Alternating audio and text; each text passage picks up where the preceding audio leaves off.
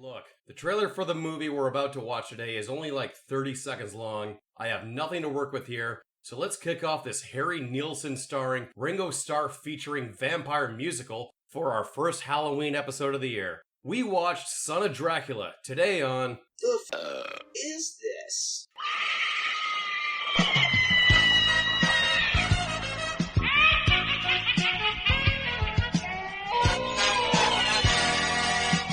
Jameson, Yes. what is today's date? It's like August 23rd, I believe, off the top of my head. Isn't it the 22nd? It's Yes, the it is. 22nd. Do you want to take two of that?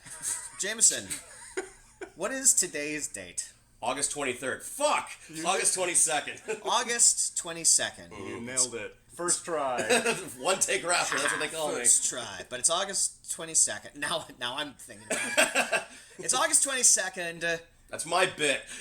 The interior is still beset by forest fire smoke. Yeah. Other parts of the planet are cooking due to global warming, and we are still in the fourth wave of a pandemic that in some places is making us even further apart from one another than ever before. And just to reiterate, it is, again, August 22nd. Is this a comedy podcast? That's what I thought. Thanks for coming by, Danny. See, this is the build-up to the eventual Okay. punchline, which is, fuck it!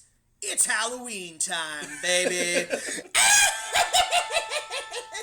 Welcome back, boys and ghouls, to The Fright Is This presents 2 months of Halloween! Oh, did I forget to tell you that we're recording our Halloween episodes now? Because, fuck it, because why not? Yeah, Because, honestly, why not? It's already been introduced that it's August. Okay. Just so we're clear. Okay. Yeah. So this comes out October 31st when all the kids are out trick-or-treating and their parents are staying home listening to this podcast. They'll all be out by October 31st. This is why we start. Yes. So to explain to our guest, who will remain nameless for at least another 3 minutes, and also to Names you are at earned. home, this is the third year we've done this, and it's sort of an answer to all of the people who start celebrating Christmas around October 31st. And we figure if there can be 2 months of Christmas, at the very least there can be 2 months of Halloween. So as soon as September rolls around, which is around the time that we're going to release this, is the start of our Halloween season. So it's 2 months of Halloween on The Fuck Is This. I'm your host, Kaz Lascar. Joining me always is my host, Jameson Rafter. Hi, everyone. Happy Halloween.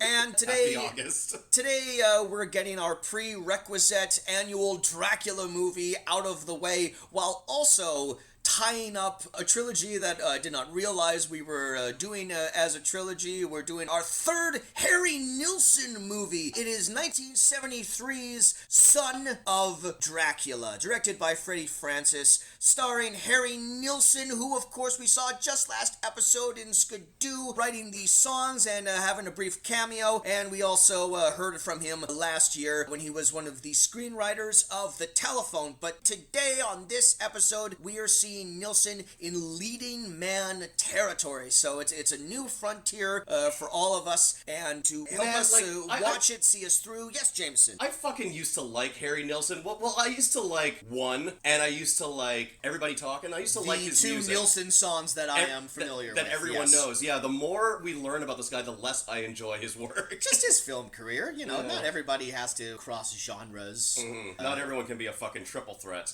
Some people are just threatening. What's the third thing he does? Well, wasn't he a screenwriter? Oh, that's right. Yeah. Well, okay, triple threat. I mean, not a great screenplay to base your threat off of. 2.25 threat. He's also a sexual predator, so it's just that level of threat. Was he a sexual predator? I mean, they're all sexual predators, right? I mean, like, the music industry is just an absolute cesspool. I made It's that also up. been I dead don't know for a how while. many Oh, okay. lawyers Yeah, listen to the show. allegedly. I'll just add that to the ever-growing list of lawsuits we have against the amount of slander that just comes out on this podcast. Please direct all lawsuits towards our guest, who it's about time we probably introduced. Jameson? Well, I've had the pleasure of knowing this gentleman for many, many years. He's one of my oldest friends. We met freshman year of high school. He is a social worker, he's a youth counselor, and he holds the record for most cameo roles in all of my fucking cartoons. Is that true? I'm pretty sure that's fucking true, yeah. Danny Marquardt. Hi. Hi, Danny. Welcome to the podcast. Welcome to the show. Thanks. I am happy to be here. That's what people say on these, right? Yeah, I mean, Usually they mean it. usually though. they mean it, but, you know, that's fine. As long as you just, like, say, like, the regular talking points, we should be fine. All right, I will know. try to hit all of the ones. Throw in, like, a Casper mattress And- ad there at some point. Do they, And don't call they're people not- fucking sexual predators if they're not. I was literally on Harry Nilsson's Wikipedia earlier today, and I didn't see anything to that account. But Well, you know, you can edit a Wikipedia page. that is true, yeah. Things move fast, though, in this industry. They could have dug up some dirt on him in the time that we're recording this episode. In the time that we recorded our last episode, I threw in, like, a fun little factoid about Bob Dylan right at the very end of the last episode, and in the time it took to edit and release that episode, some horrible sexual allegations about him came out. So you know what? Don't have heroes. Take everyone off of a pedestal. Burn your idols. Danny, on this show, we watch weird, bizarre, crazy, fucked up movies, and around this time we watch Halloween films, horror films. What's like a strange and bizarre horror-themed movie that you've seen in the past that's stuck in your brain that you think about every so often? You're all like, was that real? Did that exist? Well, I don't know about long time, but there's one that I saw recently that stuck with me that I think might be in theme. Well, it's because it's got vampires in it. Blood Red Sky. Have you guys heard of that one? You know, I have not. I've seen that. Is that like on Netflix or Amazon? It is on Netflix. It's on Netflix. I've passed it. I haven't seen a trailer, but I've seen the banner. Yeah. So what's the deal with that? Is that a Russian movie? It is not English. There's some, Okay. There's So Russian. It's all Russian to me. there's some English speaking actors, but there's some where it's very clearly dubbed. Sure. But it is about a mother who is taking her son to the U.S. to solve her unnamed affliction. And then as she's flying over, the plane is attacked by terrorists. And we learn that her affliction is vampirism that she must succumb to in order to protect her child and murder all of the terrorists with her vampire bites and so on. Wow, this sounds wild. Why the fuck are we not watching this, Gaz? Is it fun? Is it good? Is it a recommend? The ending was a little disappointing, but I loved it. I mean, like, I have not watched schlocky horror in a long time, and it was nice to get back to it. And yeah, just the premise alone, it kind of dragged in parts, because, you know, you're there to watch a protective mama bear murder a bunch of terrorists, but she's also a vampire for some reason. So it's kind of like a Dusk from Dawn situation where it starts off and it's very much like one movie, and then it becomes like a terrorist hijacking movie, and then all of a sudden it's all like, surprise, it was a vampire movie the entire time. It's hard to say, because I saw the trailer first, and the trailer was very open about the fact that she was a surprise vampire. But, like, I don't know if, you know, you watched it for the first time. I guess I've kind of spoiled it for anyone who wants to go see it now. Well, you did say it was a vampire movie initially. I did, but maybe she doesn't. I'm pretty sure the banner ad for it is a big old vampire being all like, meh. I can just imagine the pitch meeting for that, where it's like this very earnest screenwriter who's going to a producer saying, and it's about a mother who's taking her child on a cross-continental flight, and it's attacked by terrorists, and then she has to fucking, like, John McClane her way to kill all the terrorists, and the producer's like, can we make her a vampire? Like, okay. It's sort of like Snakes on a Plane if Samuel L. Jackson was the snake. That's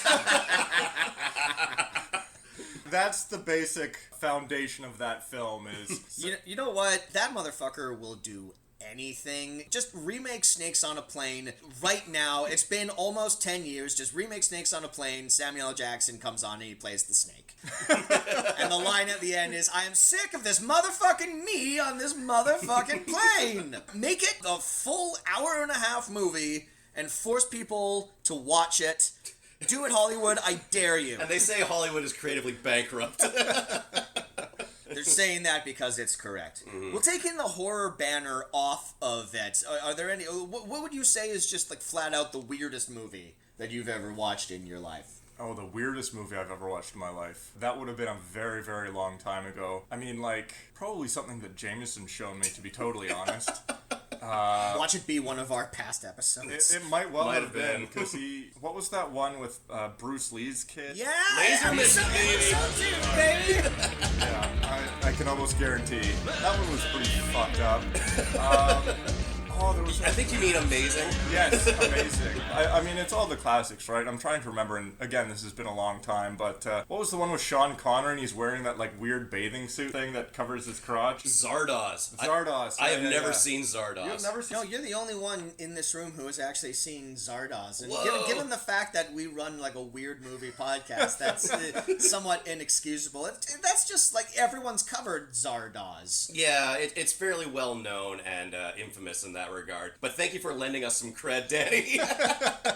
Well, you asked me about fucked up weird movies, and those ones were pretty weird and fucked up. Yes, sir. I'm pretty sure the first lines of that movie, there's like a big stone head that vomits out a bunch of machine guns to all of, like, their followers who have, like, loincloths on or something. I'm pretty sure the first lines out of the big stone head are, "The gun is good, the penis is evil." I'm fairly certain those are the opening lines to Zardoz. I've gotten that through context and other podcasts that I've listened to. I think I've mostly blocked that film from my memory, but, like, this is bringing it all back. Right. So I'm going to agree with you. Yes, this is what happened. I can, with my vague, unreliable memory, I will say 100% that is the first line of that movie. The gun is good.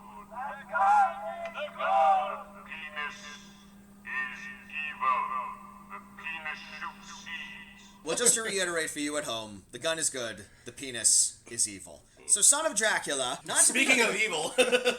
not to be confused with the actual 1943 Son of Dracula, which is the second sequel to the original Bela Lugosi film. This instead is the 1973 parody Son of Dracula, directed by Freddie Francis. Freddie Francis, who had two distinct careers. First, as an acclaimed director of photography, he won 2 Academy Awards for cinematography, 1960's Sons and Lovers and 1989's Glory. Other films he shot include Martin Scorsese's Cape Fear, and also 3 films for David Lynch, The Elephant Man, Dune, and The Straight Story, which, you know, if you follow the career of David Lynch, are 3 very visually distinct different movies. Mm-hmm. Kind of like the 3 most different movies he probably ever made. But his other career, of course, is directing horror movies. He's the director of 24 films. He mostly worked for British horror studios Amicus and Hammer. In addition to directing the Dracula parody film Son of Dracula, he also directed one of the actual Christopher Lee Hammer Draculas, the 4th in the franchise, 1968's Dracula Has Risen from the Grave. Ooh. Which, in addition to being an amazing movie title, it has maybe one of my favorite movie posters I've ever seen. I was looking it up on Wikipedia today, and I'm like, God damn, I actually kind of want this movie poster. I want to frame it. So we will, of course, this is my favorite part of the podcast where we visually describe something through an audio medium, and that's fine. Lots of other podcasts do that. And this is the part where I remind our listeners that we have a YouTube portion where I do show pictures.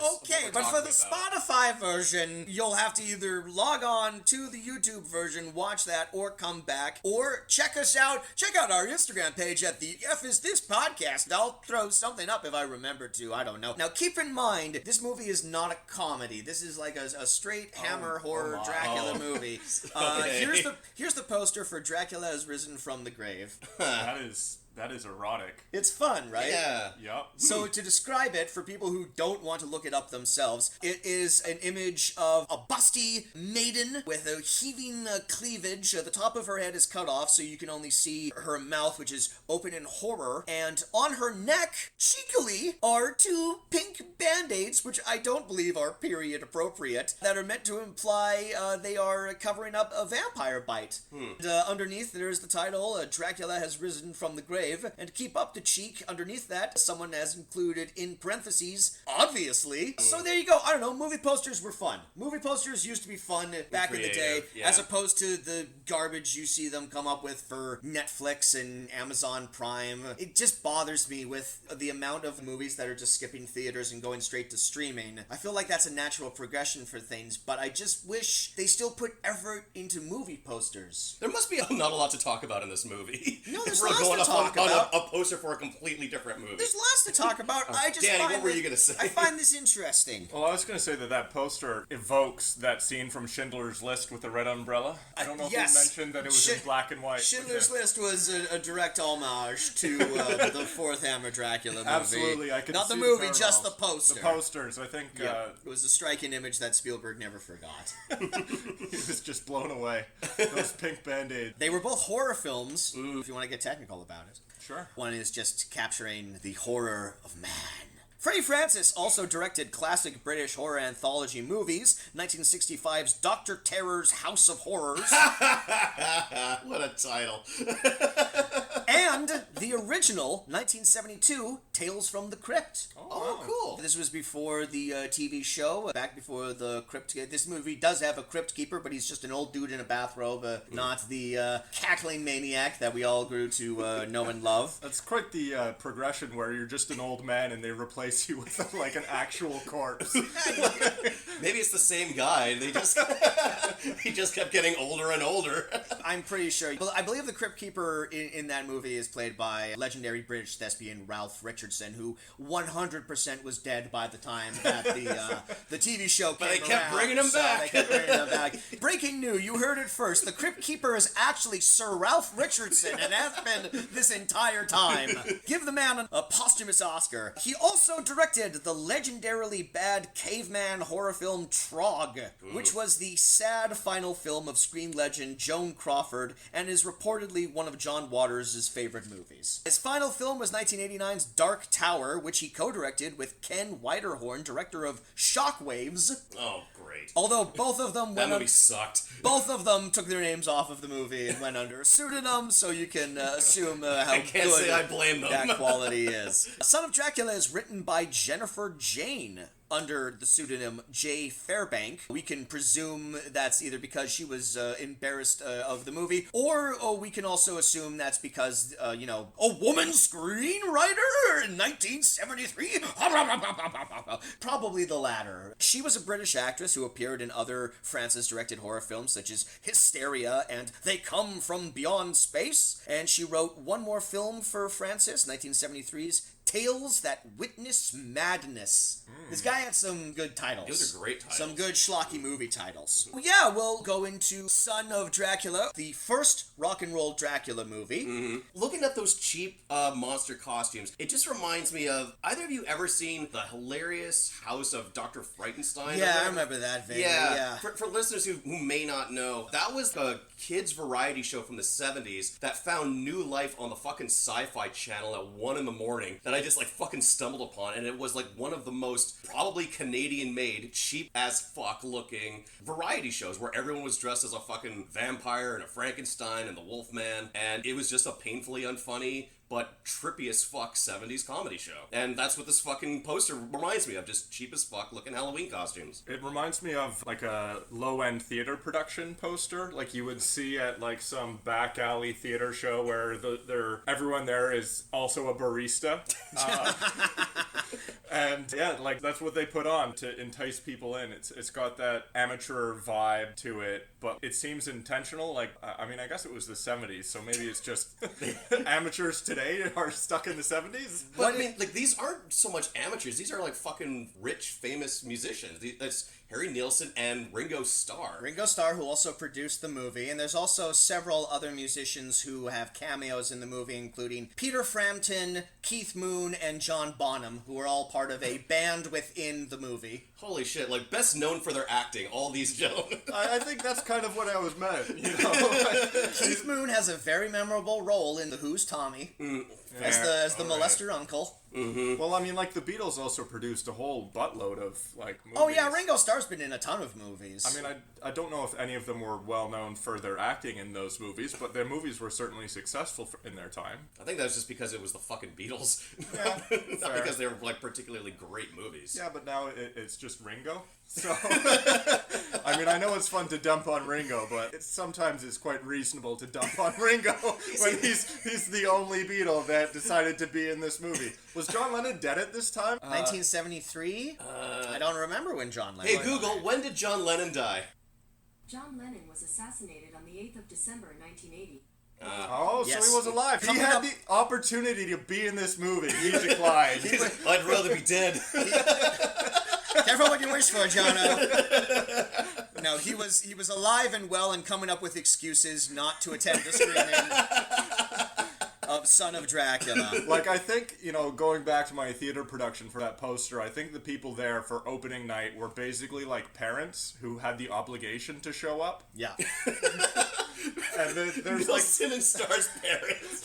like the dad is there with the handheld video 1973, whatever fucking anachronism. The dad is there with the video camera, and they're doing their. I guess they can sing, so I was gonna say like off key, but no, the music's probably gonna be the best part of this. That's I'm a hoping. good theory. That's a good. Yeah, I would assume that. Yeah. Well, it's not as if this movie has any cultural footprint, which makes it perfect for our podcast. The most interesting piece of trivia that I found about this movie is that this movie was never released on video and isn't likely to be issued on DVD. Ringo Starr has said that this movie is so terrible he can't possibly authorize an official release, which makes it kind of amazing that someone uploaded it in its entirety to YouTube. Oh, wow. I have taken a little peek just to make sure that it's all there, and a word of warning, it is a classic shitio copy of this, so this will be a real... We may have to squint while we're watching parts of this movie, and I'm sure the sound quality is amazing as well, too. Look great on my new fucking 4K TV. So, Danny, I've always known you as a very studious person. Oh yes, I have a master's degree. Yeah, you're a learned man, and in your and one of the more fascinating classes that I know you've taken, you briefly took vampire studies in I university. sure did. It was critical in the pursuit of my educational career. Like it was the building blocks of the man that I am today. And you use it every day in your life. It's like math. Absolutely, it's like math. Like Jameson mentioned earlier that I'm a social worker, so someone's coming to me, they've got problems, financial issues, they're homeless, and I just say, yeah, but vampires, man. Look, it's like... You watching out for the daywalkers there? Look, it's like lawn division, right? It's something that you're not ever probably going to use in your day-to-day life, but when you need to know about vampires, it's really useful when it comes in handy. You get invited to do podcasts, for instance. It wasn't our years of friendship. It was like, fuck, this is our fourth fucking vampire movie we've covered on this show. We need to get like some expert in on this. We need some credibility. We need to correct our statements on this, and thank God you're here to do just that. Some guy who took vampire studies 12 years ago. But that does, unfortunately, make you the vampire expert in the room currently right now. So after we watch the movie, any lingering vampire questions, I'm sure we'll probably have to field your way. So, you've brought your notebook, so I would just suggest take some notes. I hope to, because now I actually have to own up to this vampire studies and pretend like I tried to remember any of it for the last 12 years. I mean, like, the stuff that you may have covered back then could be outdated by now. It's quite possible, yeah. I mean, with all of the... They're discovering new vampires every day. Because we were talking about this off pod. We were What saying... the fuck? We've never called it off pod. Well, we're starting. We're starting immediately right now. This is August 22nd. You heard it first. This is 23rd. This is the first. Yeah. October This is the 31st. birth of off pod. So we were yakking off cast, and we were saying what are vampires now, and someone was saying, like, well, they sparkle now, and then we thought about it, and it's all like, actually, that was a full 10 years ago that they sparkled. Truly, what are vampires doing right now? What is the big vampire pop culture landmark of the 2020s? Like, what was the last big vampire thing? Twilight. It has to have been. Blood Red Sky. Blood Red There we Sky. go. Like, it has There to it be is. that, They're fighting yeah. terrorists. Vampires care about our freedom. That new Blade movie's still a couple of years away, so Still off, yeah. thank God for Blood Red Skies. Like, Keeping them in the pop culture zeitgeist. Like, literally, the last good vampire-related media thing I remember watching and enjoying is the Castlevania anime. But that isn't fully mainstream. It is occupying a niche thing, but I can't... Like, there's been lots of zombie movies since then, and, like, the horror genre has sort of got off the torture porn trajectory, and now it's kind of classy A24 haunted house character-based stories, along with all of the remakes and the reboots and everything, but I can't think of the last big vampire thing. The other thing to keep in mind is that vampires, from what I do remember from the class, there's a book that we had to read, and here's how great my memory is. I don't remember the title of it. Perfume. Sorry, it's Perfume. Okay. And in Perfume, the guy is not your everyday vampire, even though we were reading it for a vampire class. He went and killed a bunch of young women and tried to distill their essence. He wanted to distill their beauty. I remember they made a movie out of They this. did make a movie out of it, but it wasn't someone who went and sucked blood, it was someone who sucked their essence. And I think if we look at vampires in a more figurative or social sense, you could look at something like Parasite, for instance, that Korean film that won the Oscar for Best Picture that Donald Trump loved so much. Like that, in a way, I mean, it's even called Parasite. It's someone who lives off of the work and essence, so to speak, of someone else. That could be, I mean, you have to get a bit figurative if you want to talk about it that way. Yeah, but vampires become more metaphorical, Yeah. is what you're saying, yeah. Oh, I just remembered What We Do in the Shadows. That has to be the most the most current, up to date. Yeah, I guess thing. because it's become the TV show as well too, and I guess it must have come slightly after Twilight. Yeah, I just looked up like recent vampire stuff, and the things that came up were the Netflix movie Vampires versus the Bronx, which I don't think anyone watched. Doctor Sleep, which is not about vampires. It's kind of about like, I mean, they kind Shining? of, I mean, there are vampires of a sort in that movie, but they more eat children than drink blood. That's a really good movie. And of course, I was completely wrong. How could I forget the most significant thing to happen to vampires in the past recent decade? Hotel Transylvania. Which is on its fourth movie, coming soon to Amazon Prime. Yeah, so I guess that's it, really, for vampires. Well, and I think, that's why I wanted to... Vampires has become so kitsch at this point that they're turning into kids shows like Hotel Transylvania or like Hilarious House of Frightenstein. yeah, like, or What We Do in the Shadows, where vampires are more jokey or friendly They're because relatable. They're still brutal on that show. They still murder people. Sure. Funny enough, like we watched the Dracula movie we watched last year was called Dear Dracula, and Dracula's whole thing in that movie is that kids aren't afraid of him anymore. So he goes out of his way to try to be scary. And So yeah, the writing was on the wall the entire time. And I think that's kind of where I think if we are going to look for vampire movies going forward, because Bram Stoker's Dracula, little Freudian slip there. We do this podcast long enough. Eventually, we'll do the Dracula porn parody by Bram Stoker. Absolutely. I'm gonna have a stroker if we have to do that shit. Oh God. You know that doesn't sound the way that you think it sounds, right? No, just as I was saying, I was like, fuck. I'm sorry, Maybe Daddy. we'll do that one over Zoom. Jesus Which Christ. of the two of you edits this? Because I think that if Jameson edits it, that won't make it in. But if It's going in. It's in. It's going in. I'm turning the volume up just on that part. Put some reverb on that, if you will.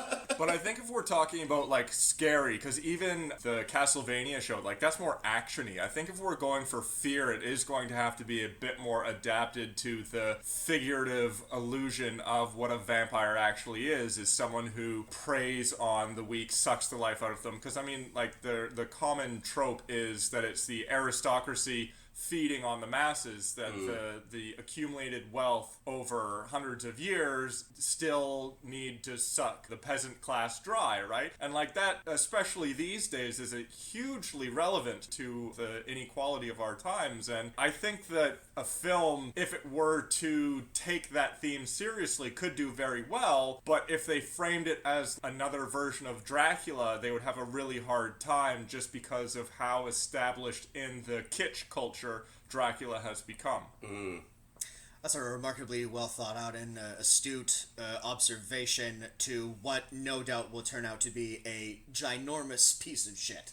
So we thank you for that. We thank you for front loading this podcast episode with as much class and dignity as you can afford. More than it fucking deserves. Well, it was a university level vampire course that I took, so there's a dignity to that. I mean, there's basket weaving, and then there's vampire studies, so like I really hope that the dignity and credibility that I lend will not go unnoticed. It'll certainly shine through fucking Son of Dracula starring Ringo Starr. Can I ask, instead of letter grades for vampire studies, did they grade you through blood types? You got an A. In which case, you actually do want to get an O. Yeah. You want to go for that. That was looking forward into vampire movies, and now that we've done that, let's look backward into vampire movies and watch 1973's Son of Dracula. And when we come back, we'll tell you what happened. So have a listen to this week's charity shout-out, and we'll see you in a second.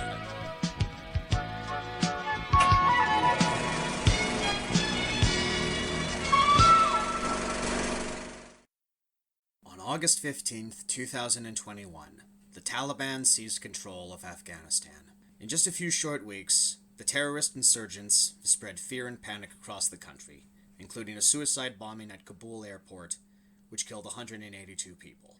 This is an ongoing major world event, and as such, details are still coming in. There's a mix of misinformation and chaos. But one thing that is painfully clear is that an alarming number of Afghan citizens are now at extreme risk, in particular women and members of the LGBTQ+ community. The inevitable political squabbles about immigration will be held by privileged men and women in suits far away from where the danger and killings are currently taking place. So while the people who are supposed to be governing us go on the same talking points again and again, here are a few organizations you can donate to in an effort to start getting people out of Afghanistan and relocated somewhere away from the terrorist insurrection. Islamic Relief Canada are providing food and hygiene kits to displaced Afghans both in and out of the country, and they're committed to help ease the resettlement of Afghan refugees in Canada and work hand in hand with community organizations across the country to increase our impact. The Veterans Transition Network is working to provide shelter and support to interpreters in Afghanistan awaiting evacuation into Canada. And for those listening to this in the States, the International Refugee Assistance Program is accepting donations to offer legal services to displaced Afghans. To donate to these charities, visit the links we've included in the episode information. This is a situation that's going to get worse before it gets better. But what we can all do right now is give what we can to help as many people get out as possible. No one should have to flee their home in fear of their lives. And all we can do is hope that one day Afghanistan will be free from insurgency once more. But until then, the cost of human life is the most important thing. Once again, please visit the links in our episode description to donate what you can today.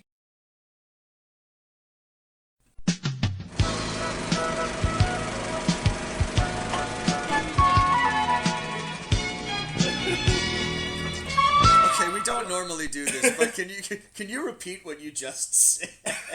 Your theory as to how... Alright, so we had some theories about like how this movie got released. I suggested that maybe it was like a vindictive housekeeper of Ringo Starr who just released it to the public. Now, part of the trivia here on IMDb is that Ringo Starr is credited as saying in the late 80s that he had a copy of the video lying on top of his television set, but he couldn't bear to look at it.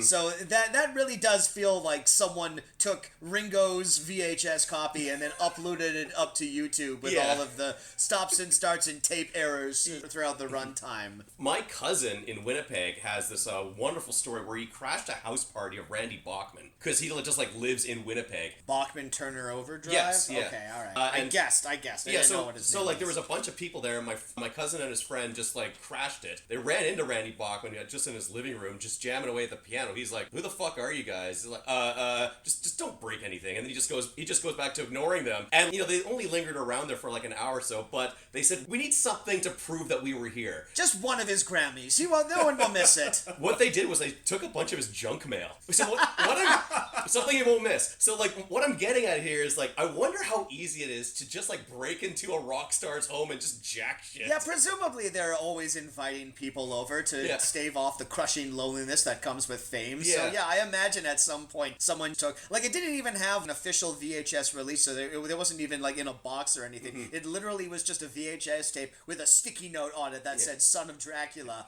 But Danny, now that you're done your Timbit, what was your theory on this? Well, my theory was that John Lennon, because he was so rich and powerful, managed to get his own copy, and he was threatening Ringo that if anything ever happened to him, this video would be released. Listen, Ringo, I know if anyone is going to kill me, it's going to be you. So. And it's just an unintentional consequences of his assassination. Oh boy, son of Dracula! What do we fucking think of that? What on earth? Oh, man. Just one of the most indistinguishable things we've ever watched on this show. Huge swaths of it completely indecipherable, just from the fact that we're looking at a completely dark screen with characters who are saying complete gibberish nonsense, but also pitched in a way where all of their words sound super fuzzy, which is kind of fitting for a Harry Nilsson movie because his whole trademark was putting the distortion on his voice. Sure. Right? Yeah. He was the guy that kind of spearheaded that. So, yeah, everyone in the Nilsson movie talks like someone in a Harry Nilsson song. My assumption going into this, because I went in dark this time without watching any part of this movie going in, was based on the plot, based on the characters, based on the poster and the general atmosphere, my assumption was that this was a dumb 70s Dracula comedy. This was occasionally unintentionally funny, but this was not a comedy. I don't know what this was. I got a lot of vibes from the fucking Mount Rushmore of bad movies. I got some shades of The Room. I got some shades of a Neil Breen flick. I got some shades of the Star Wars Christmas special out of this.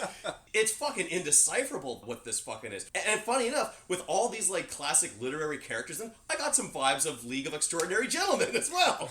It felt a little... It was the inverse movie of Van Helsing. Because Van Helsing opens with Dracula killing Baron Frankenstein. This movie opens with Baron Frankenstein killing Dracula. Yes. Well, we clued into it later because there is... Like, the movie opens with... A POV shot. Yeah.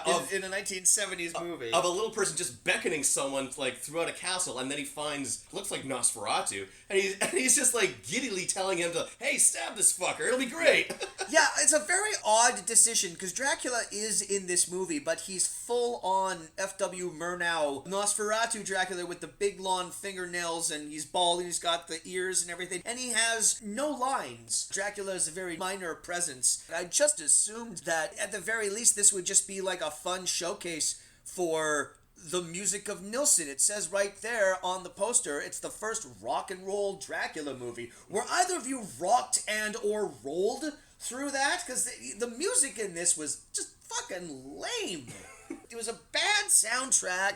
I didn't have any fun, despite the fact that the backing band, as we previously stated, were these legends of classic rock, and they didn't bring anything to it. And the songs were sporadic, and there were lots of moments where Harry Nilsson's just wandering around looking at shit, and you would think, like, all right, well, this will be some way to throw a song in here, because it's just a lot of passing time and filling up screen time. This is going to pay off eventually, right? Yeah.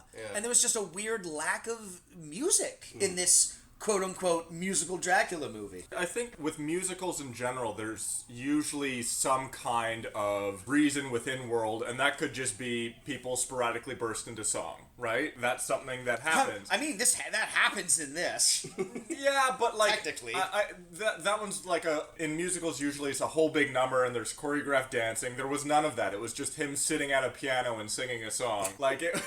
And we assume he was playing the piano. It was kind of hard to tell. It did look an awful lot like his hands were just going up and down. Yeah. Like this... He was doing lots of Muppet piano playing, just a lot of bouncing in one place. You know, movies don't always capture songs live on film. That's usually for budget reasons. So my assumption is that all of these songs were recorded live. But it's weird because it does look like Harry Nilsson isn't actually playing the piano. I kind of got the impression that he was like, this is a movie, I have to act. And acting to him was... Too bad he didn't remember to do that in literally any of the other scenes in the movie. I'm kind of thinking like vaudevillian of like, I have to be over, and so his hands are just going up and down very dramatically, and this is piano acting. And But obviously that doesn't really work if you're just playing in a band in a bar or at your own coronation ceremony.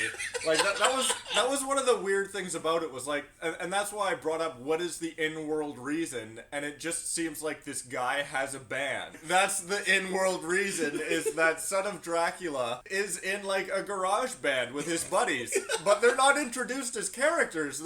They just happen to show up whenever he's got a gig or like. Well, that's great because that's just working musicians, man, just trying to make the dream happen. They're taking any gig, be it a kid's birthday party, playing at a pub, or the coronation ceremony for the Lord of the Underworld.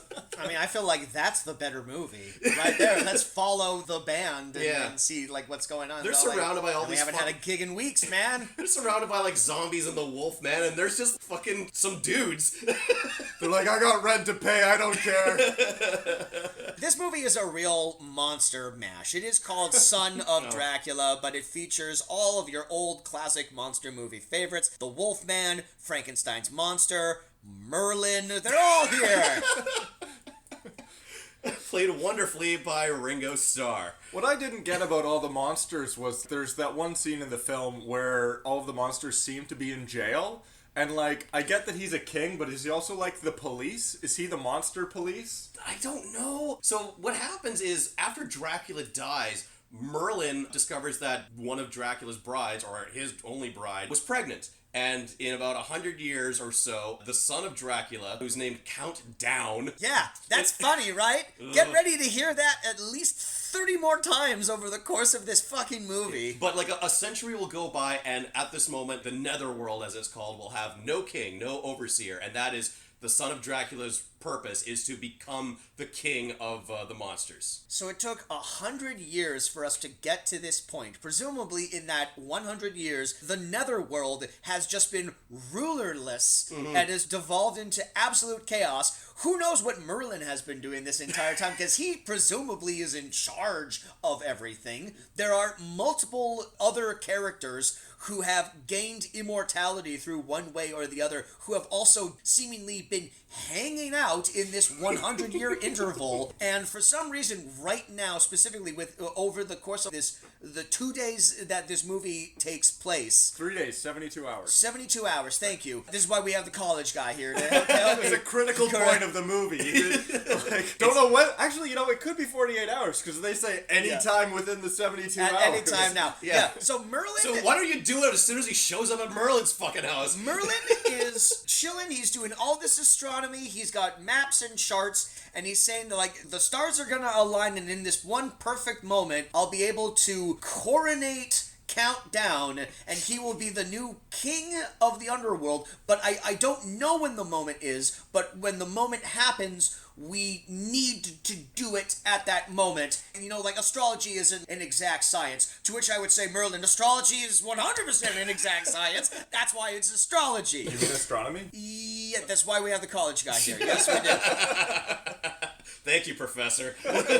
One of the two. Which one is the exact science? Astronomy. Astrology is like Gemini. And zodiac signs and shit. You know what? I was so lost by what Merlin was saying. It might be astrology. Yeah. It might be. Yeah, you might have thrown the Virgos in retrograde and other things of this nature. Look, can I just say one thing? This movie does not do science any fucking favors. You were saying before we watched the movie, Danny, that there is a certain joy that comes from dunking on Ringo. And look, I personally like Ringo Starr quite a bit. He seems like he has a good sense of humor about himself. I haven't followed his solo career and his 25 plus solo albums that presumably someone has listened to. You'll never meet a person in your lifetime who will admit to doing it. But I like Beatles Ringo. I don't know how much of a hot take this is. I actually really like the song Octopus's Garden. I think it's really fun. I think a lot of Beatles fans will be all like, what the fuck are you talking about? Yeah. I'm like, that's a fun song. Whatever. Fucking famously, Paul McCartney famously said Ringo's not even the best drummer in the band. Yeah, he's not even the best drummer in the Beatles. No. Yeah, so even the Beatles themselves love to dunk on Ringo. I really kind of love Ringo. I don't feel like he deserves to be as dunked on as everyone dunks on him. But let me tell you, he's making it really hard in this fucking movie.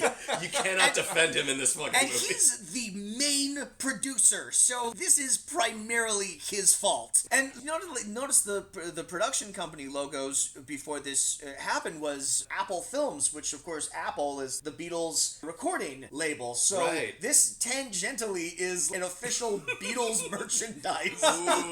Ooh. I don't know how that works. I think that's giving credence to my John Lennon theory. This was all like a secret smear campaign. He really tried to get the other guys in the band to be in this. So while Countdown is in town in London, and Just taking in the sights, there's literally an extended sequence of him just wandering around London. I got the impression from just how much of the movie was dedicated to nothing going on was like, it's like jazz, right? It's the music, it's the notes that you don't play. And this film is filled with unplayed notes. it's the lines that you don't write, it's the scenes that you don't shoot. Exactly. So when it's a shot is 90% black screen and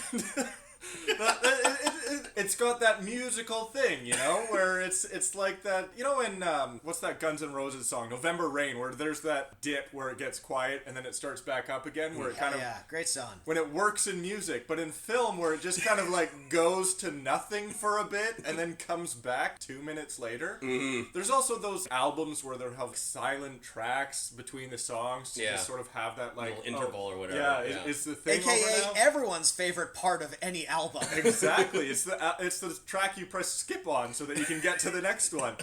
Unfortunately, this movie did not have a skip track option, so we just had to sit through the nothing. More modern movies should have moments like that. Not even moments of levity, just like brief moments of nothing. Like in between the car chases in Mad Max Fury Road, there should be like a 2-minute scene where Max is just taking sand out of his boot. People are like looking around. There's no plot. No one's talking or anything. You know, maybe someone's got something stuck in between their teeth. They're really trying to get that shit out, and then it's back to that. I feel like you're giving too much credit to what was actually happening in these scenes. Like, if he was emptying out sand from his boot, that's more of an action than him through very poor lighting, existing on the streets of London. It was neat to see classic 70s London the way that it was depicted. But after like a minute and a half, the only thing that happens in this scene where Countdown is just walking around London is he passes a record store and there's the most recent Harry Nilsson album, and he's just kind of all like, Yeah. Well, you're forgetting that he also had, he sat in with a band at a live music bar. Yeah. For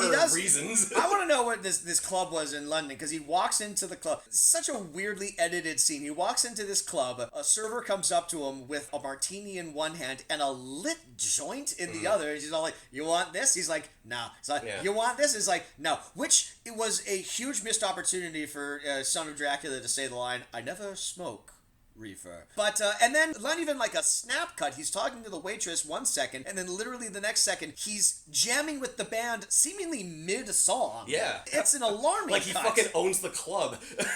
So presumably... He hypnotized them, I guess, because that's a vampire thing, but... So, like, presumably... I will use my powers to rock out. That's what this movie should be! It should be rock and roll Dracula! Son of Dracula, who has, like, spent his whole life, like, knowing that he's gonna be coronated as the king of the underworld. You imagine he's, like, gonna be somewhat very sheltered, and now he's in town for the first time leaving the castle, whatever. Are we to assume that he's experiencing music for the first time? Because he has an interest in music, but as he gets a taste of the human life, he has second thoughts about going through with the coronation. Well, we have to ask ourselves the question, what was Countdown doing before the events of this movie? What was he doing in, like, the 100 years before, like, the coronation happened? Piano lessons. Was he just traveling the world, absorbing different cultures and learning music and honing his craft? He was saving random women from werewolves. Well, but then he then turned them into vampires. That's true, yeah. That was one of those cases where they shot in complete pitch black, so you don't know what was going on. I will say this about this movie. Of that era, a lot of 70s, we were doing, like, the day for night shooting, where they just have a blue tint. I would have killed I would have fucking killed for day for night in this movie desperately needed some day for night. This movie desperately needed a fucking... If you're gonna shoot at night, bring some fucking lights. For God's sake. I get the impression the old ball games where it starts to get dark, people go to the parking lot and turn their headlights headlights on their cars. Like, I think that's the lighting that they used for a lot of the shots there. Yeah. So my main question about Countdown. Oh god, okay, you know what? With that name, you keep saying it. I mean, Because it's his name. It's literally the character's name. I know, and they say it a bunch of times. Should we just call him Son of Dracula? Would you prefer that? No, I have to say it. Like, Sesame Street has a better Dracula pun name than this guy does. The Count, and he counts like that's his bit. Yeah. He just counts to 3 a bunch of times. Well, because the Count usually counted up. Yeah. He usually started with 1. Oh, So right. this Right? So it wouldn't have worked. This was the countdown to the indecipherable 72-hour time frame. Yeah, so his name just happens to be that. It's because we're talking about this, is an appropriate time now to bring up that shouldn't his last name be Dracula too? Like, if he's son of Dracula? Yeah. Oh, I don't know where Countdown came from. It might have been his mother's name. Here is my first question about Countdown. Someone, I think it's either Merlin. The emphasis. It's either Merlin or Van Helsing or someone else. It says at one point he wasn't born under normal circumstances. His father was Dracula, but his mother was a human. Just so like he's only Blade. Like a half-hammer. But my It's question literally is- Blade. But was his mother a human? Because the only time we see his mother, there is at the beginning. They're opening the coffin, she's and in a she's coffin, that's pregnant. right. So my assumption, she must have been a vampire when she had him, or was she just a human in a coffin, a pregnant lady in a coffin? It's Twilight rules. Oh my god, I can't believe I'm referencing Twilight. But We've already done it. It's fine. Go for it. when Bella Bella. Sure. Yeah. she gets pregnant and the baby's gonna murder her, so Edward has to turn her into a vampire in order to save her life. So did Countdown claw his way out of his mother's stomach, and that's why she's God. not? That's why she's not in the movie. Oh, God. 100% canon, yeah. Yeah. That's what happened. So Son of Dracula crashes at Van Helsing's place, who I guess, like, No, after no, all... Merlin. Yeah, well, spoiler Spoiler alert. alert! Oh my God, Jameson, you just gave away the twist ending of the movie. Well, I mean, It was so you gave well- away the fuck... I called him Van Helsing. Yeah, You but gave away the no, ending. but he doesn't go to Van Helsing's house. He goes to Merlin's house. There is a title card that says Merlin's house. I remembered and I wrote Yeah, it down that's true. because it says fucking Merlin's house. Fine, so he goes to this fucking wax museum or whatever that, like, presumably is owned by Van Helsing. He's there, he, like, you know, he shacks up the Son of Dracula with a nice room with a fucking sweet fucking coffin bed. Look, we were so fucking mad when Yeah. we saw that he had a massive king-size mattress bed in there. We're like, no, what the fuck? He's We a should be in vampire. coffin." He needs to be in a coffin. And Twist, his assistant, like, lifts it up like a goddamn Murphy bed, and there's a coffin in there. Yeah, it's like a full bed with, like, what's the opposite of a headboard? Baseboard. Yeah, thank you, the college boy here. Yeah, baseboard, and then right at the end of the baseboard, what looks like to be what most people might have, like a chest of drawers or something. There's just a coffin, so it's kind of like a coffin bed hybrid type situation. We say this a lot over the course of the podcast. It's kind of an easy joke to make, but in this particular case, given the fact that he is the sole producer of this movie, I am 100% confident that Merlin's house is also Ringo Starr's house. Oh, for it sure. has to be. Absolutely. There's no way that it's not. And in that reference where it's like, you see fucking Ringo Starr walking around in just the stupidest fucking wizard costume. Yeah. And Harry Nilsson is just, you got the feeling that, like, these guys just had, like, a little costume party and said, like, you want to make a movie? it reminded me, Danny, of Doomhouse. Like, the movie that the fucking Something Awful administrators put on, where it's just the two of them fucking around in a house. Yeah, it was Lotax's house. I think it was genuinely his house. So Countdown goes to visit Merlin, and he knocks on Merlin's office, and he comes in, and Merlin says, hold on, I'm just responding to all of these fan letters. All me fans took the time to write to me, and I'm going to write to every single one of them back. And then he picks up a painting that someone made of Merlin the Magician. He goes, yeah! And then he writes her back and says, I hung it on me wall.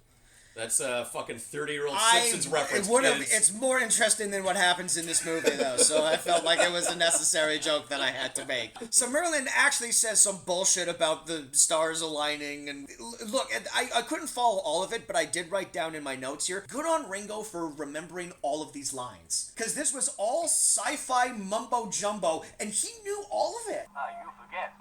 I am able to converse for moments at a time without losing my astrological vision. King Arthur would never believe me. However, I am still concerned with this as yet unseen factor in the Count's chart. Everything is pointing beautifully to this most important moment in his destiny. It is all there except for... Wait! It is there! Ah! Hey man, he was the fucking conductor in Shining Time Station. Like, That's gotta right. give him some cred, alright? Man, I love to run down the history of Mr. Conductor from Shining Time Station, because I believe it was Ringo first, then it was George Carlin, Yeah. and then for the movie it was Alec Baldwin. Huh, quite an iconic character. Okay, so Countdown gets here. His cover, Dracula himself always had like a cover as like the Count, the aristocrat and whatnot, Yeah. and he's in London. And I guess his cover is that he's here opening a museum wing that has to do with famous monsters throughout history. And Merlin / Van Helsing has collected a bunch of monsters in the cellar of this house. So Countdown is like walking through the cellar and he's looking in one cage, and Frankenstein's monster with the bolts is like tied to a table and he's just hanging out. And then he looks in the next cage and there's the Wolfman from the scene earlier. So presumably he just collected the Wolfman. Yeah. He wasn't planning on that. He just He had came to track over him down and was all like, brought home a Wolfman for you. Sweet. And now, did Merlin have to collect these monsters for the ritual or whatever the fuck is going on? Like, what was the purpose of collecting all the monsters? I just thought it was some kind of monster jail. Because that Wolfman had been attacking a lady and oh god, what's that game called? Fuck, you can edit this, right? Yeah. Well, we won't though, but we can. Vampire the Masquerade's Bloodline. Okay. Oh shit, yeah. Where you can't be caught doing weird vampire shit because the illusion has to be maintained. Maybe it was something like, because the Wolfman was doing some weird shit to a human when he wasn't supposed to be, he now has to go to monster jail. Because, it was very much a jail. Like, they had those bars and, they were clearly locked up. It was the jail. It was the monster jail. The monster jail. They shat in a pail. The monster jail. Oh, God. The bread was quite stale. The Oh, monster right. jail. Yeah, I think when we try to rationalize, we give the movie more credit than it might actually deserve. No, truly. We're trying to be like, We're giving way more thought to this than the screenwriter did. all these other things that make sense in their context, we'll just apply it here and assume that that's what they meant. Man, there's so much fucking shit in this movie that in context doesn't make any goddamn sense. They have these, like, a cadre of assistants, all named fucking Brian. What's interesting is when he's still in his mom's tummy. Wound. They wasn't in the fucking stomach. Merlin, Now I'm goes just... to college for it. This is the episode I just prove I know fucking nothing anymore.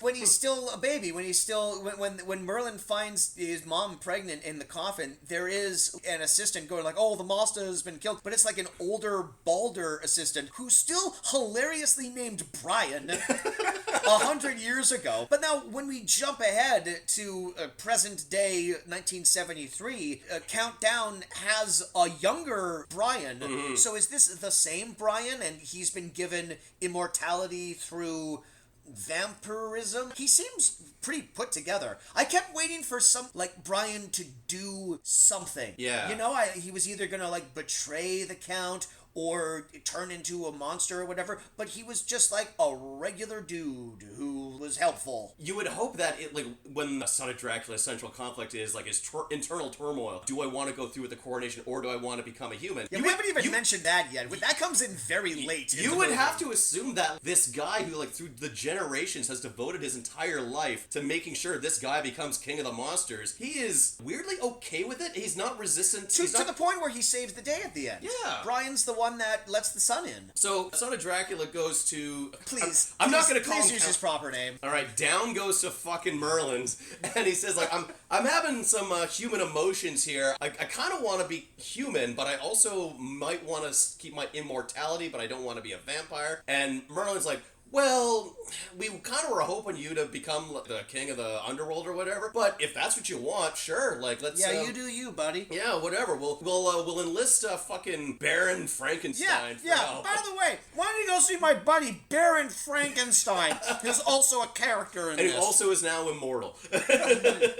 So, yeah, he's still, the fucking mad scientist. He says, oh, sure, Count, I'll do this, whole fucking procedure where I'll make you mortal. But through this fucking twist that really kind of doesn't matter, he kind of secretly admits to his Igor guy that, once I make the Count mortal, I'll kill him. Or I'll make sure the procedure kills him, because we find out that it was actually he who killed Daddy Dracula in the opening in an awesome fucking establishing shot where there's like a pin zoom on the guy's ring, and we don't know whose ring it is until we see it on his hand later in the movie, which is identified in another fucking pin zoom. This movie loved its shape zooms, man. There was a square zoom, there was a circle zoom. I fucking love the editing effects in this movie. The cross zoom at the end. The cross zoom at the end, really, of course.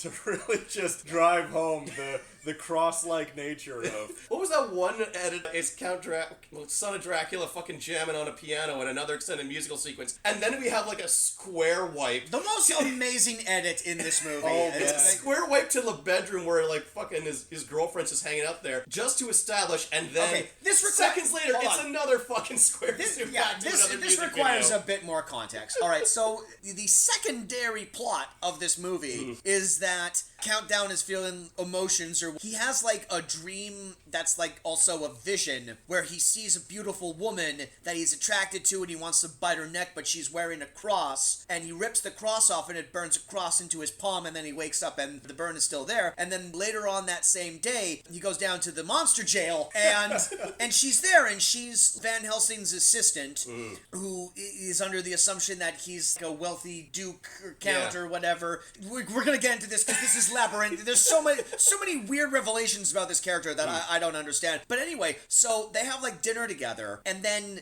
he leaves her in his studio apartment with his coffin bed, and at first I thought he was going to band practice, but it seems like he's just going straight to a party. Yeah. Because, and the guests of the party. Oh, yes.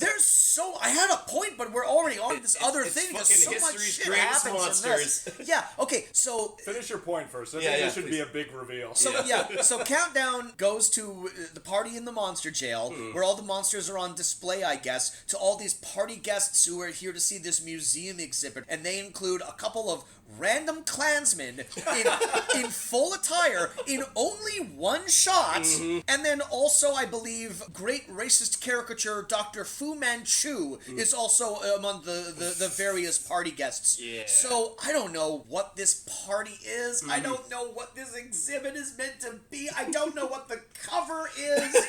It's all just an excuse for Countdown to get together with Peter Frampton and Keith Moon and play a couple of Harry Nilsson songs. So he plays one song in its entirety, then, actually no, not in its entirety, because it's cut abruptly before it's ever to end by a square transition, which then transitions back to upstairs where Amber, the lady, is wandering around. She just kind of looks at the coffin bed, and then before anything of note happens, we square zoom transition back into the party into the next song, which is then played in its entirety.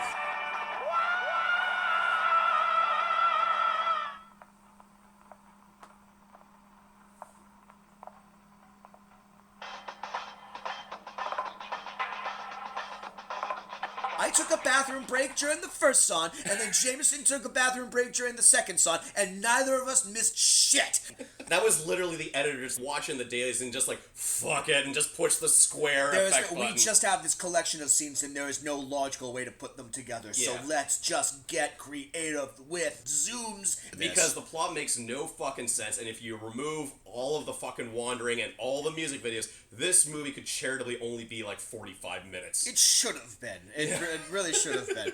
I just wanted to say, Baron Frankenstein, he of the amazing eyebrows, is played by an actor named Freddie Jones. He also was in the two David Lynch movies that I mentioned earlier. He was the Carnival Barker in The Elephant Man, a very memorable role. He's sort of like the cruel guy's like, come and look at the freak over here. And he's also in David Lynch's Dune, and if you thought his eyebrows were amazing in that movie, have a look at how he looks in this film. Woo! That is David Lynch recognizing what his signature trait is and extending it. Wow. That is an upside down beard. That is full... pretty much. Yeah, he's got a chinchilla on his forehead, yeah. He's also the father of character actor Toby Jones. Oh, really? Who I met on the street once, and he was delightful. Nice. That's the end of that. Actually, that's not the end of that story. This is a situation where I ran into a character actor on the street. I told him how fond I was of him, and then I was all like, I just had an interaction with a celebrity. That was neat. And then I posted on Facebook, I met Toby Jones, and he was a delight. And then less than 24 hours later, someone from my theater school, Studio 58, messaged me back. It's all like,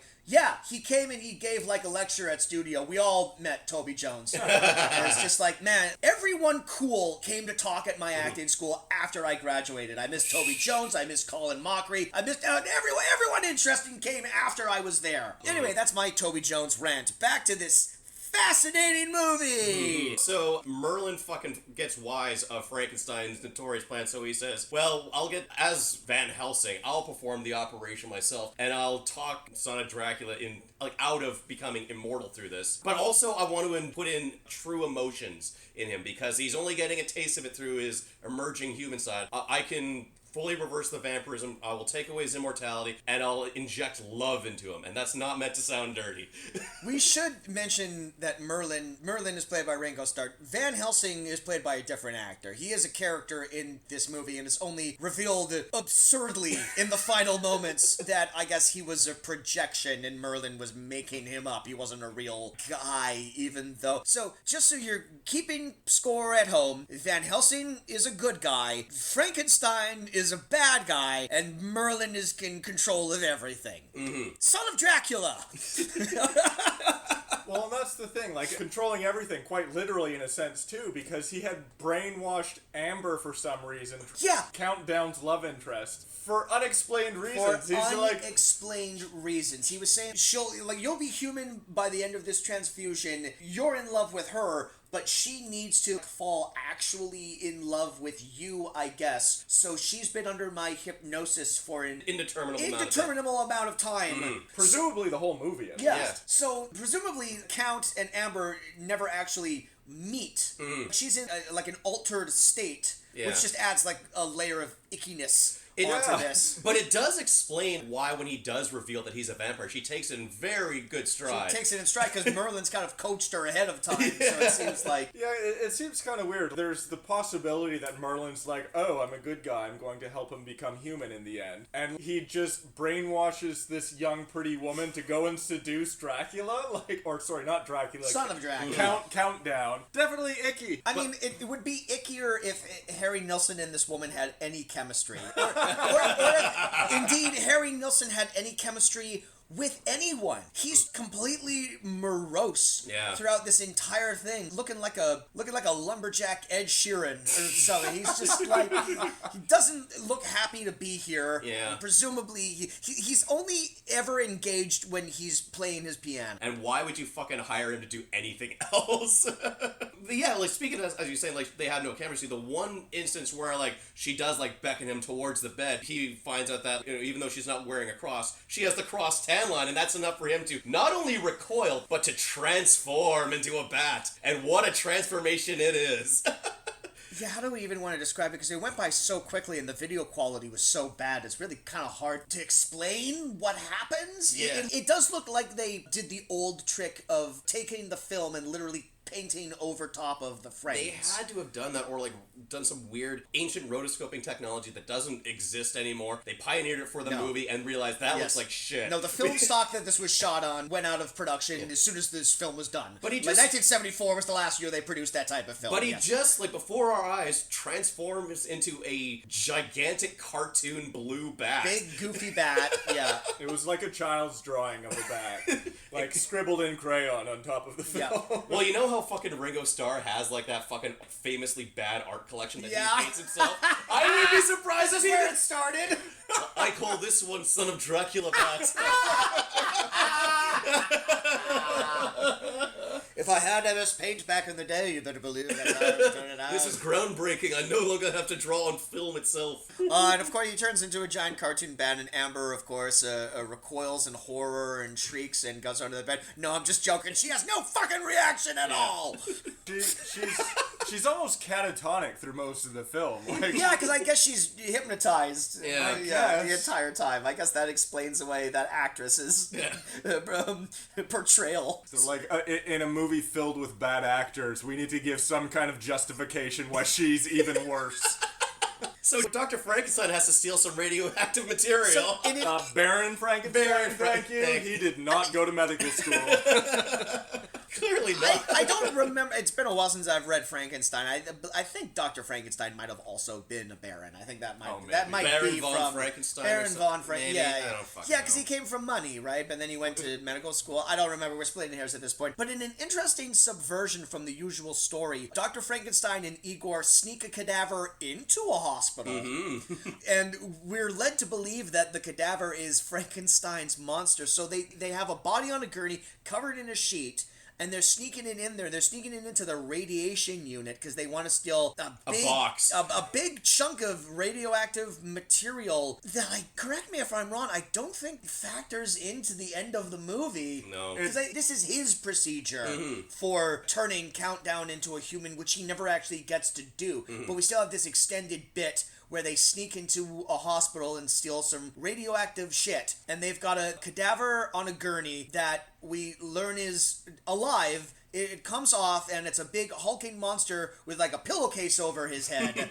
And the three of them together steal this dry ice-infused hunk of radiation, and then they get to the car outside, and it's then shockingly revealed that classic OG Frankenstein's monster with the bolts is just chilling in the back of the car, and they presumably only brought him along so he could get up and help move a gurney a little bit. Yeah. He doesn't even move anything out of the way. He just kind of he just adjusts things and moves it over here. So there are two Frankenstein's monster. One is original recipe, the other unknown, indeterminate. Well, there was a third one in the jail, too. There's Frankenstein's monsters coming out the butt of this movie, because there's... Frankenstein's monsters all over the place. Yeah. Should have been Son of Frankenstein's monster. He's been busy these 100 years. Yeah, exactly. That's what he was been doing. He's just regurgitating the same experiment. He's Perfecting it. Did we mention Baron Frankenstein is also immortal? He found the secret to Through immortality. science. Yeah. Yeah. Which I think was his original plan when he was creating a monster. He wanted to figure out immortality, and we're finding a Baron Frankenstein after 100 years who seemingly has achieved all of his goals. And just wants to get rid of Son of Dracula so he can become Lord of the Underworld. That's his plan. But as we find out, Van Helsing is on a fucking 70s stakeout. And he sends his fucking motorcycle gang to intercept Frankenstein's van. And they hold him up at a police checkpoint and take the radiation from him. Is that what? Is that what happened? I was so lost, because at one moment, Baron Frankenstein and one of the monsters are in the ambulance getting away, and then a cop comes over and they do kind of like a switcheroo or something, and then Frankenstein and the monster are in a different car, and they have the thing that's all so long, boys, and they get away. But I don't know what was going on. I don't know who the cops were on the side of. Yeah. It's really... It was very hard to tell. It's really hard to figure out what's going on in this movie, which is almost at the end. Yeah. So Countdown and the lady are in love, we guess. And Merlin has convinced him to go with Van Helsing's... So I'm just realizing that they can't possibly be in love. He doesn't have love yet. He needs to be infused with it. And she's fucking catatonic. She's hypnotized, so none of her emotions are real. So neither It's of them really love hard each to- other. How is your plan to get these... if this hinges on these two have to be in love, how is this fucking experiment supposed to work?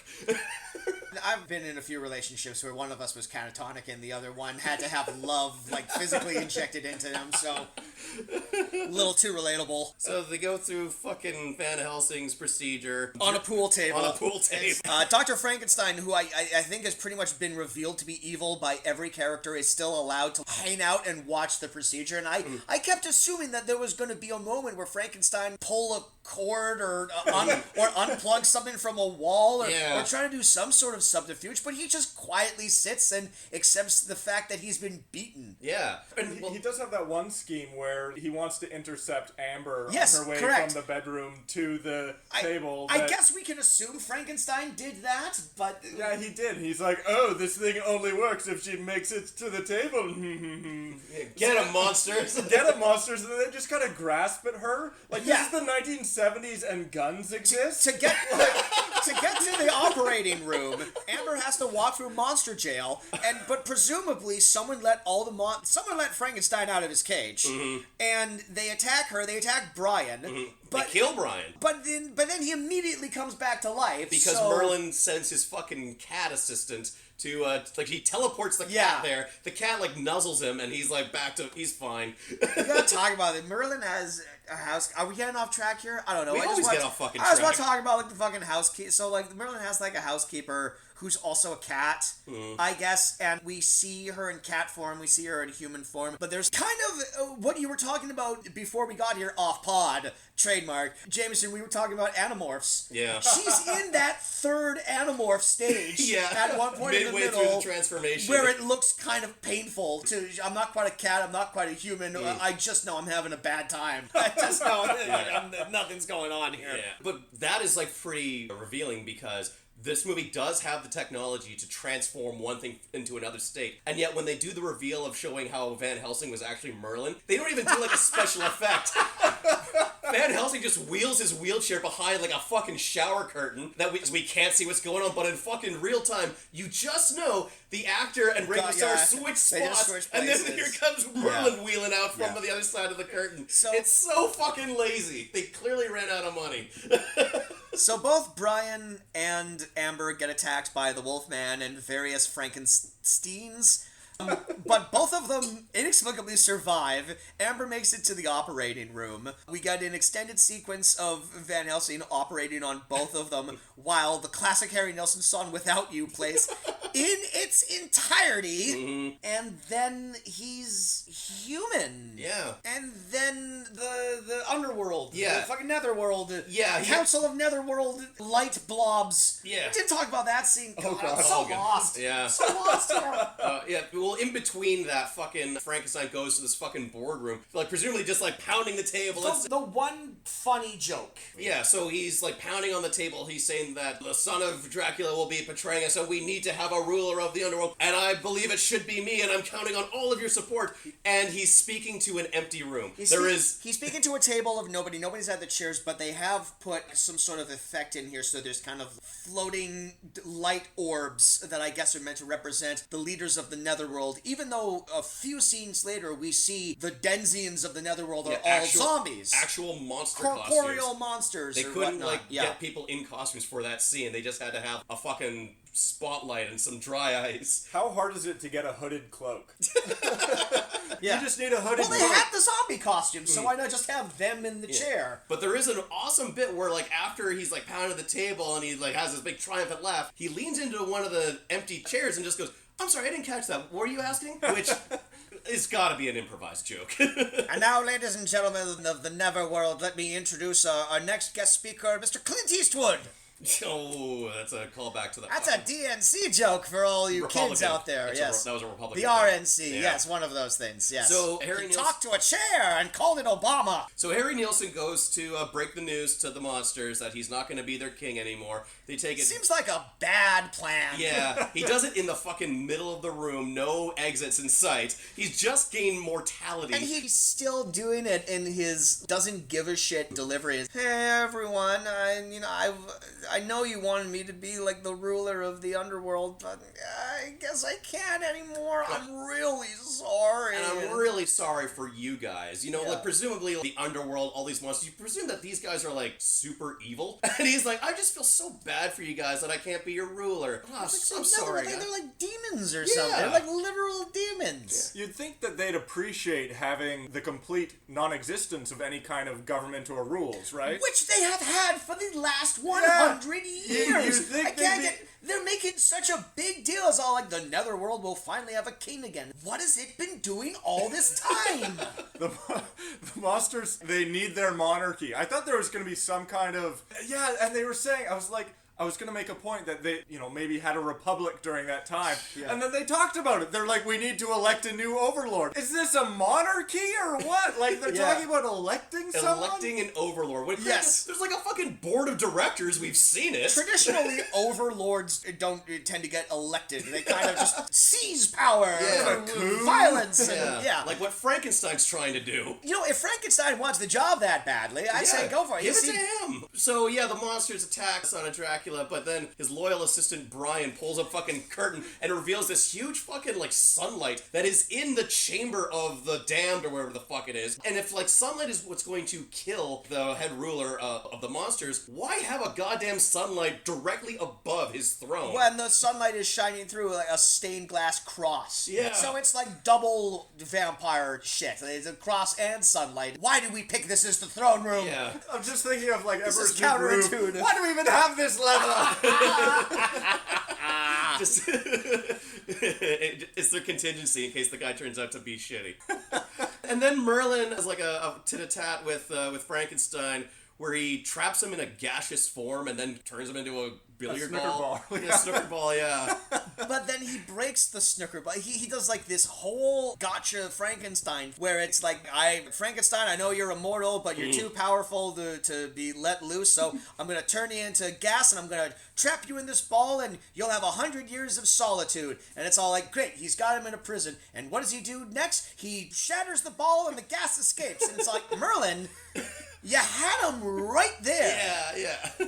And then they have the he snaps Amber out of her trance. She actually does fall in love with Dracula. Well, we don't know. Well, that. actually, no, we don't. It's ambiguous ending. Yeah, they set him up. It's not that ambiguous. They walk off hand in hand without you, please. Harry Nilsson is aware of his feelings, but like Merlin sets him up on a fucking blind date with Amber. And then we fade to like the end. Or is it? It literally says, or is it? And then Ringo Starr just fucking shakes his head. Yeah, He fuck knows that. Fuck He that. knows in that moment that They do. It says like the end, or is it? And then it superimposes a scene from earlier in the movie with Ringo as Merlin. But he looks directly at the camera. He just kind of gives a look and a shrug, like, I'll probably fucking not. Oh hell no. Such a deliberate thing to put in there. Like they must have known what they were doing, but by including that moment. There's lots of weird, inexplicable things. I want to talk about a moment where someone clearly had some fun in the editing room, and they superimpose, because there's a couple of different title cards. There's like late that night, and then like 2 minutes later that night, and then of course who can forget Merlin's house. Yeah. But 100 years later, that kind of shit. the most inexplicable one. Contretemps. Yeah. It's a scene where Frankenstein is talking to Van Helsing, and he's being all like flowery with the language. He's all like the situation's getting like terribly like contretemps. And then the titles, which haven't been around throughout this movie all that much at all, just pop up. Contretemps? Question mark? It's the one moment where the movie becomes self-aware and is just like commenting on like, the fuck is this guy talking about? we're watching this thing and riffing on it, and then all of a sudden it riffs on itself. The movie Like, starts riffing on itself. and it's in a different font too. It's not in like that green gothic looking font they use for every other fucking establishing job. That is just really the editor being like, man, fucking Ringo Starr, like, god damn it. I don't want to work on this shit. I don't know if there he's was, throwing like- in the towel at that point. You gotta wonder what kind of communication was happening between the different parts of this film, like the writers, the cinematographers, the editors. There's usually in films like the director is working with the editor to like finish the product in a way that they're both happy with. But like with this, it seems like there were just people were like, okay, I'm done my part, see ya. I've passed it on, my job is done. Yeah. And the person is like, what is this shit pile you've left on my desk that I now have to deal with? Yeah. There's no going back and reviewing of, okay, I see you've written contretemps question mark on this on this shot. Why did you do that? I'm sure whatever he did was fine. Let's just get this out the door. Maybe Ringo was like hanging out in the editing room when they got to that point, and he was all, do you know what that word means? No? Well, maybe someone in the audience will. Why don't we just ask them? They put a phone number at the bottom too. Yeah. Like, call us in if You you know have what the answer. contretemps is. Yeah. Write to me at my house. It's in this movie. So the only other thing I wanted to bring up, other than that fucking cartoon bat, there's another bat in the God. movie that Oh, yeah. shows up early in the movie where Dumbass goofy plastic bat. as Brian is driving son of Dracula around the countryside in a hearse, Dracula stops to feed on a gas station attendant, and then we cut back to Brian chauffeuring him around, and a goddamn plastic bat on a stick is like poked up from behind him in the hearse. No expense spared. been many creative ways of including bats in this fucking Dracula movie. I mean, with all of the practical effects that they used, there was the obvious costumes and so on, and then like the plastic bat. I think that's why the cartoon bat stood out so much, is because it was so out of place. They had a bat before. Like, we've established what the bats in this universe look like. That was the car bat. We have two different bats. We can't use the... It only works if you film it in a driver's seat. That's the indoor bat. Yeah. Bad news, guys. I lost the bat on a stick. Well, fuck, we can't make another one. The cat from earlier grabbed it and pulled it apart. Tore it to shreds. One last piece of interesting trivia. Ringo was apparently so unpleased with how this movie turned out. In particular, he was so unhappy with the screenplay and what everyone was saying in the movie that he reached out to his personal friend Monty Python's Graham Chapman to rewrite with his writing partner to rewrite a script for the movie, which the actors would then overdub. And they apparently got quite far, but later on they just shelved it and they didn't go through with it. Yeah. I can only imagine how much better the movie would be with a Monty Python behind it. With one of the Monty Python guys writing it. Yeah. Well, I did kind of think that was my impression of that bat animation. Is it did seem very Monty Python-esque. Yeah, that's a Terry Gilliam cartoon for sure. And the contretemps is kind of like a Monty Python joke. Yeah. Yeah. Well, Danny, is there anything else you wanted to bring up with this fucking movie? Well, are we winding down? Is that what's we're pretty much winding down. Well, one of the things I heard... we didn't even ask you throughout this second half how accurate was the vampire stuff in this movie. Does it... Surprisingly accurate. Like, when the guy was showing the coffin bed, and they're pouring the earth into the coffin. Yes. That is a unique attention to detail that the rest of this film doesn't have. And they actually didn't explain that either. There wasn't... No, it's just him pouring dirt in here. You either know that's for the vampire thing. fans. Yeah. You need the college education on vampire studies in order to get that joke. Well, can you enlighten us, please? Like, as the story goes, vampires can travel, but they need to carry some of the earth from where they were originally buried with them in order to travel very far. And so when he's staying at Merlin's house and they're pouring the dirt into the coffin, they are alluding that while Son of Dracula doesn't actually live here, he lives in Transylvania. We know that because one of the title cards told us. That was a nice little piece of vampire lore that I thought was interesting. And then they had the old tropes of the cross because vampires are very Catholic, lapsed Catholic, I guess. And then they put the garlic into Dracula's mouth. Again, like, there's no actual explanations. It's just kind of assumed that you know this about vampires. That's kind of a deep cut. Like, I know vampires have an aversion to garlic, but I don't remember seeing someone put the garlic in the corpse of the vampire, I presume to keep him dead. It's sort of like a lock so that he won't come back. I've seen some movies where you have to leave the stake in the heart to keep the vampire Dracula dead. 3000 being one of them. Yes. We found that out the hard way. So, like, maybe it is some kind of locking device, but presumably within the 100 years, if it was a locking device, you'd think they'd just come up with the, let's take the garlic out of his mouth, and then we'll have our king back. Yeah. Presumably, it might have also just been a casual, just kind of like, yeah, fuck you. Hey, you like that? You like that, you son of a bitch? Correct me if I'm wrong, was Dracula's corpse part of Monster Jail? There was a vampire with a stake through its heart, kind of like prominently displayed in the Monster Jail, but it was so hard to determine whether or not that was Dracula or just another random... Because there were also random vampires in Monster Jail as well. Yeah, I hope so, just because I think that would be ridiculously cruel to count down. Because it's like, here's your dead dad for all of the world to see. He never knew him. He was dead before he was born. My assumption is Dracula was a dick. Like no one really liked him as king. Well, that's the thing, you know. I kind of had this image of Baron Frankenstein as like this Robespierre Republican of kill the king so that there can be a republic, and I think that would have been a much more interesting storyline. And maybe Merlin was helping him because he wanted to get rid of this kind of, and like have more of a democracy or whatever. Among the monsters. But no, he just kills them. And then waits 100 years to try and establish himself as king again? Like, yeah, what was Frankenstein doing in all this time? Making monsters! Making assistants! I guess you can only be, like, the lord of the netherworld if you're, like, coronated through an official ceremony and Merlin has to be there. Yeah. The bureaucracy is the most important part. That's right. Holds the whole thing together. Well, gentlemen, do we recommend this movie? Well, we'll let our guest go first. Danny, now that you've watched Son of Dracula, even though it is notoriously, or some might say impossibly hard to find, would you recommend anyone watch the shitty YouTube link that we had to force ourselves through? I listened to a different podcast that I don't know what... There are different podcasts? What are the ethics of reporting on other podcasts on a podcast? But it was talking about schlocky movies, and I think... someone else does that? Oh, yeah. Oh, fuck, man. We're in trouble. You're breaking my heart, Danny. You're cheating on us. I'm tearing you apart, would you say? Yes, yeah. So fuck you? Yeah. But they were talking to someone who was in Manos Hands of Fate, and one of the things that they brought up was the sincerity that is in a shitty film. Yeah.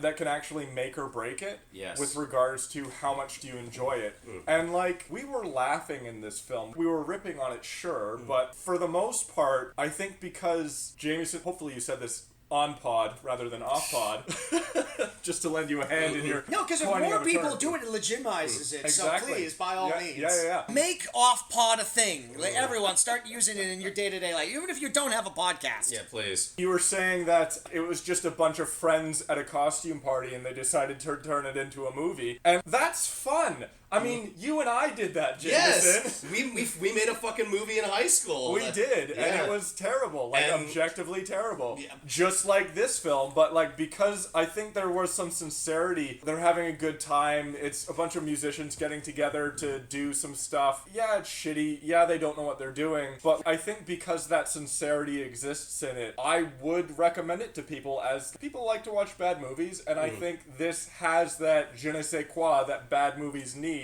And I think that is sincerity, and I saw that in there. So just to have like a positive spin on this film to start us off, I guess you guys can be cynical and brutal or whatever it is that you guys do. Well, we can speak from our heart. We can have our own takes on things, and we appreciate the positive outlook on things. I'm not going to echo it. I did not enjoy this. I get what you're saying about the spirit of collaborative projects and coming together and just doing something for the fun of it. And this very much had like this very thrown together, let's make a movie type of attitudes to very famous singers in the industry in the 70s.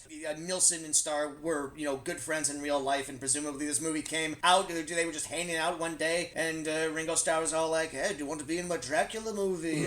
And Nilsson was all like, I guess, I don't know. I don't really care. I don't really care about anything. I got a bunch of B tracks that I can't work on any of my albums. My take on Nilsson from this movie is that he really doesn't get enthusiastic about much. He's just kind of like coasting through stuff. I don't really know much about him. But no, I laughed at this. I laughed at the absurd parts of this, but I was mostly bored, and it really does repeat itself. A lot of this movie is just finding new ways to get across the information that he's supposed to be the king of the netherworld, but he wants to become a human, but maybe he'll also be immortal, but maybe he won't. Yeah. And it's those 4 points recycled in different ways over and over. By the third time, it's all like, well, Merlin, I'm meant to be the king of the netherworld. I'm just going, I know, we've covered this already. It's just a lot of people in rooms talking. And for a rock and roll Dracula movie, there wasn't nearly enough rock and roll. And there was lots of scenes where I would have killed for just a random rock song to be underscoring the events. That said, given how hard this is to watch in any capacity, like you can never own a physical copy of this, I am glad that we watched it. Yeah. I'm glad that I have a reference for it. I've always maintained that best bad movies are the ones that were earnestly trying to make a good movie, but through like the sheer incompetence or technical foul-ups, it just wound up like collapsing under its weight, and therefore it's unintentionally hilarious. I really got a lot of vibes from this, and I think if you stick with it, there's gonna be enough really weird and confusing and just baffling shit that the movie throws at you that I think I would kind of recommend it if you're going to do it as we do, and we always kind of recommend this. Get a bunch of friends together and see if you can fucking stomach this movie, because the story doesn't make any fucking sense. It meanders like a goddamn motherfucker. The special effects, like when they do crop up, are just like laughably ridiculous. So I'm gonna have to recommend this one. I will concede that it was too long. It's a tight hour and a half. It's not long at all. That's the weird thing about it. Though. It should be a breezy 90 minutes, but it's not. Well, Danny, thank you so much for being on the show. Thanks for being here, buddy. Have you seen anything recently good that you want to recommend to the people at home? I've started watching the show Barry with Bill Hader, and I've been enjoying it. I haven't got that much. I'm still on season 1, haven't finished it yet, but it's been enjoyable. I really appreciate the ridiculousness of the context of a hitman joins the shittiest theater group to escape his own existential crisis. That premise, I just find amusing. It's very much fish out of water, but it's the shittiest out of water situation that he could possibly find himself in. Because they're all terrible. And that's the joke. And I love he's got this impression. There's so much, you can imagine a film or a TV series where someone is wanting to escape what they're doing and they find this wonderful thing and they gotta follow their dreams and their dream is wonderful and magical and they achieve it and they're like a world-class singer or whatever. But in this one, it's just the most mediocre people that he's trying to aspire to. Yeah. And I appreciate that breath of fresh air in that industry where everyone has to be a Harry Potter and be the best in the world at what it is they're trying to do. And he's just aspiring to mediocrity. I find that refreshing. Jameson, do you got anything you want to recommend? I do, yeah. I recently watched a baseball documentary called The Battered Bastards of Baseball. It's on Netflix. It's a very interesting story. It's about this minor league team out of Portland, the Portland Mavericks, who were owned by Kurt Russell's dad, and who was like a baseball expert and had an encyclopedia. Wyatt Russell's grandfather. Sure, yeah. And Kurt Russell actually played for the team for a period. It was an independently owned baseball club, and it played in like the major leagues farm system. But because it was wholly independent, they just opened the doors for like, hey, you want to try out for our baseball team? Like all comers welcome. And it was this awesome band of misfits who had like really nothing to lose, and a couple of veteran players who were sent down to the minors and like were really disillusioned, and they just said like, fuck it, I want to play for the Mavericks and have a great time. And the team fucking smoked all the major league farm teams. It became like a bit of a huge endearing success, and it is the kind of, you wouldn't believe it if it weren't true, a true story that a lot of fucking sports movies are kind of based on, this sort of like slobs against snobs kind of shit. And it's a very interesting watch, and I recommend that. And I'm not a baseball guy at all. I threw it on because like, baseball's a bit of a blind spot for me. I'll turn it on, and like 2 minutes in, there's goddamn Kurt Russell. I'm like, what the fuck? Okay, now I'm in. I would like eventually to see one of these days someone actually, like, it doesn't have to be, maybe it's a little league team, maybe it's like the minor leagues or something, but I would really like someone to pull the trigger and actually call a team officially like the Slobs.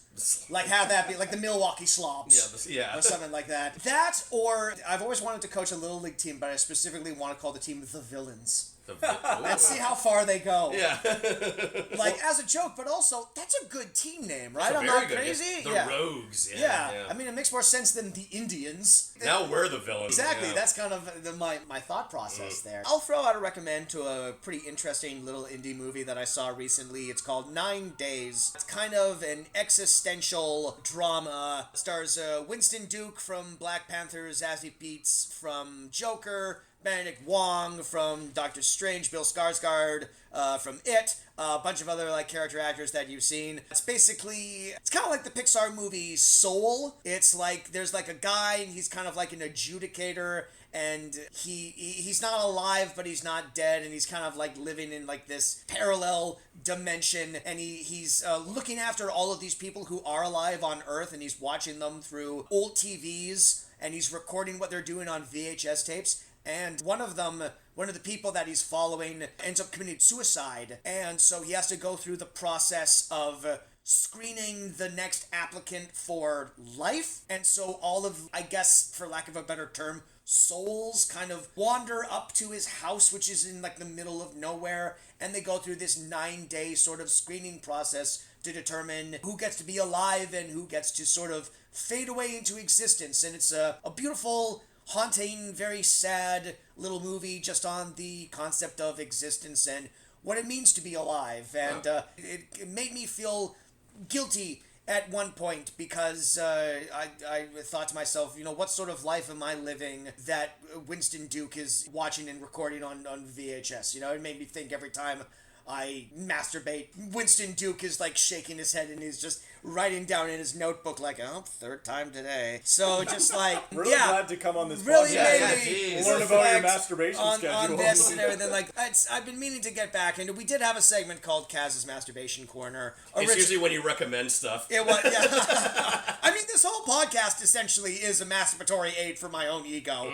Used to be called Bram Stoker's Corner. But that was Son of Dracula, directed by Freddie Francis. If you enjoyed this episode and want to hear more of it, please follow us on Facebook. Search for The Fuck Is This on Facebook. I can't currently edit it right now because I've been hacked and I can't do updates or anything like that. So I'll handle it. Whoever hacked my Facebook, fuck you. But follow us on Instagram at The F Is This Podcast and on Twitter at the T_K This. I get that wrong every time. If you're watching this on YouTube and you want to just listen to it, we have a Spotify episode. If you listen to this on Spotify and I wish I had a visual reference to what these guys are talking about. Maybe that poster with the Band-Aids on the neck, that would be cool if I could see that. We also have a YouTube version of this where all of those photos are a part of it. That's the episode. Jameson, do you have a spooky quote to lead us out on? Okay. The end. Or is it? Nah, fuck it, it's the end. It's the end. It's definitively the end.